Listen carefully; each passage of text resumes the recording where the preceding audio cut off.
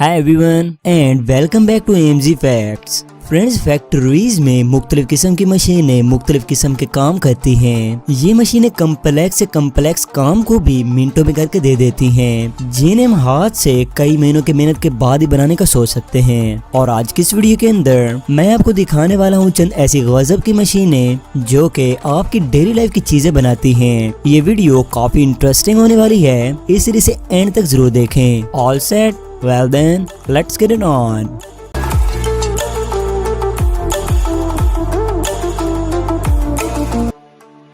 Number 5. Soap making process. Friends, हम daily बहुत सारे ब्यूटी सोप्स के कमर्शियल्स देखते हैं और ये हमारी डेली लाइफ के अंदर बहुत ज्यादा इम्पोर्टेंट भी हैं, खास तौर पर इन क्वारंटीन के दिनों में और भी ज्यादा। लेकिन क्या आपने कभी सोचा है कि इसे बड़े पैमाने पर फैक्ट्रीज में कैसे बनाया जाता है? तो चलिए इसकी तैयारी का प्रोसेस जानते हैं। इसके लिए सबसे पहले सोडियम हाइड्रोक्साइड या कॉस्टिक सोडा को एनिमल फैट्स में मिलाया जाता है। फिर इस मिक्सर में पानी डालकर इसे काफी देर के लिए उबलने के लिए छोड़ दिया जाता है। इस मिक्सचर को फिर एक कन्वेयर बेल्ट पर डाला जाता है, जहां पर ये कुछ सख्त होना शुरू कर देता है। अब इसे प्लेन शेप देने के लिए इन्हें दो रोलर्स में से गुजारा जाता है, जहां पर ये मिक्सचर प्लेन शेप में होकर बाहर निकलता है। फिर इस प्लेन शेप को एक और मशीन में डालने के बाद ये इसे इस तरह की फॉर्म दे देती है। अब सर इस बन चुके मिक्सचर में रंग और खुशबू देने के लिए इसमें ये दोनों चीजें मिलाई जाती हैं। ये दोनों चीजें मिक्स करने के बाद एक मशीन इस मिक्सचर को सोप की शेप देती जाती है। बाद में जिस कंपनी का ये सोप हो, एक मशीन वो स्टैंप लगाने का काम करती है। अब आपका सोप तैयार हो चुका है। फिर इसे पैक करने के बाद आपकी मार्केट्स में पहुंचा दिया जाता है।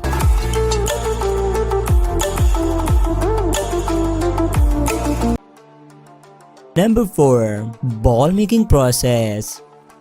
फ्रेंड्स, क्रिकेट दुनिया के चंद बड़े खेलों में से एक है, जिसके शौकीनों की तादाद करोड़ों में है। तो चलिए देखते हैं कि क्रिकेट में इस्तेमाल की जाने वाली रेड बॉल्स को कैसे बनाया जाता है। सबसे पहले रबर की एक बॉल बनाकर इसके ऊपर दूसरी रबर की कोटिंग कर दी जाती है। रबर की कोटिंग करने के बाद इस बॉल को धागे से अच्छे तरीके से लपेटा जाता है। बॉल तो आपकी बन चुकी है, लेकिन अगर आप इसे ऐसे इस्तेमाल करेंगे तो ये शायद एक दिन भी नहीं चल पाएगी। सो इसके ऊपर का सेफ्टी कवर बनाना भी बहुत जरूरी है। इस सेफ्टी कवर को बनाने के लिए एक खास किस्म के रबर का इस्तेमाल किया जाता है। सबसे पहले सेफ्टी कवर का आधा हिस्सा बनाया जाता है और बाद में दूसरा हिस्सा बनाने के बाद बॉल को इसमें डालकर सी दिया जाता है। ये काम होने के बाद इन्हें शाइनिंग लुक देने के लिए इनके ऊपर रेड या व्हाइट कलर स्प्रे किया जाता है और अब आपकी बॉल यूज करी रेडी है।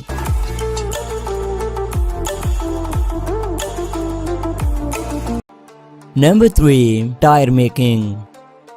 फ्रेंड, टायर्स भी हमारी जिंदगी में एक बहुत जरूरी चीज है, क्योंकि इनके बगैर हमारा ट्रांसपोर्ट इम्पॉसिबल है। तो क्या आप इन्हें देखना चाहेंगे कि इन्हें कैसे बनाया जाता है? टायर्स बनाने के लिए बहुत ज्यादा चीजों की जरूरत होती है, लेकिन किसी भी टायर का इम्पोर्टेंट हिस्सा सिंथेटिक और नेचुरल रबर के साथ कार्बन ब्लैक होता है। इन सभी चीजों को मिक्स करने के बाद इन्हें हाई टेम्परेचर पर हीट किया जाता है और फिर एक मशीन इसे शीट की फॉर्म में इसे बाहर निकाल दी जाती है।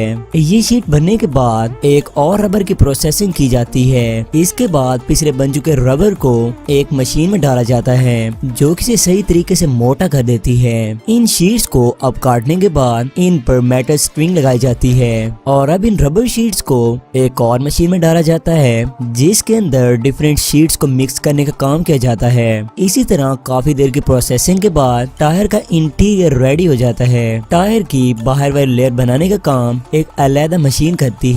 जब टायर इस मशीन से निकलता है तो इसे एक अलग मशीन में परफेक्ट साइज दिया जाता है। इस तरीके से आपके टायर्स रेडी किए जाते हैं।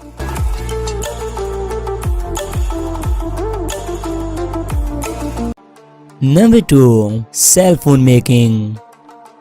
दोस्तों आज के इस मॉडर्न दौर में आप हर किसी के पास ही एक बड़ा सा फोन देखते हैं, लेकिन इन फोन्स को अगर बनाया कैसे जाता है ये प्रोसेस भी काफी इंटरेस्टिंग है। सबसे पहले सेल फोन की बॉडी को तैयार किया जाता है। सबसे पहले सेल फोन के फ्रेम को मुख्तलिफ मशीनों में डालकर परफेक्टली होल्स किए जाते हैं। इस दौरान इस फ्रेम के फालतू पार्ट्स भी कट किए जाते हैं। इसके बाद बारी आती है सेल फोन के ऊपर वाले शीशे की। इसके बाद आपके सेल फोन के असल पार्ट यानी कि LCD की तैयारी शुरू होती है। इस LCD स्क्रीन को बनाने के बाद इसे अच्छे तरीके से चेक किया जाता है ताकि इसमें कोई भी टच प्रॉब्लम रह न जाए। इसके साथ साथ इस LCD स्क्रीन की और भी कई चीजें चेक की जाती हैं। उसके बाद सेल फोन का मदरबोर्ड तैयार किया जाता है जिस पर मुख्तलिफ किस्म के ICs लगाए जाते हैं। ये सारी चीजें तैयार करने के बाद सेल फोन के इन सारे पार्ट्स को असेंबल कर दिया जाता है। असेंबल करने के बाद इन सेल फोन्स को अच्छे तरीके से चेक किया जाता है। एट द एंड इसे कुछ चार्जिंग किया जाता है और ये बन चुका अब आपका सेल फोन।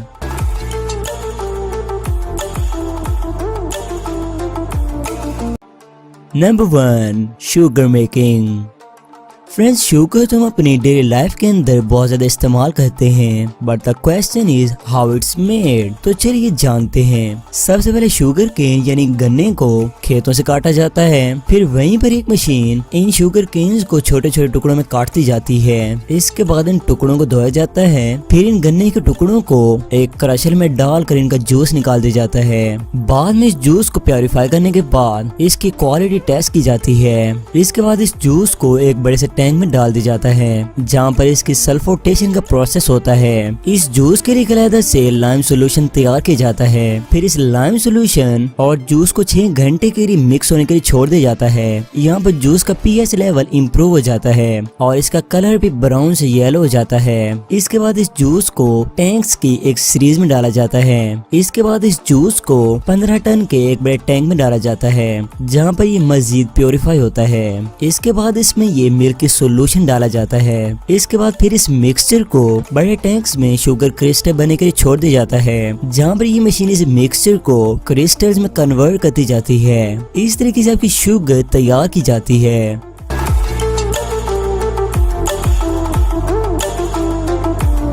फ्रेंड्स अगर वीडियो आपको पसंद आए तो वीडियो को लाइक जरूर कर दें, और अगर आप इस तरह के इंटरेस्टिंग वीडियोस देखना चाहते हैं तो सब्सक्राइब के बटन पर क्लिक करके साथ में ऑल का ऑप्शन लाजमी सिलेक्ट करें ताकि इस तरह की वीडियोस आप तक डेली पहुंचती रहें। सो फ्रेंड्स आज की इस वीडियो में सिर्फ इतना ही। आपको इन मशीन्स में से कौन सी मशीन सबसे अमेजिंग लगी? Let me know down in the comments. Thanks for watching.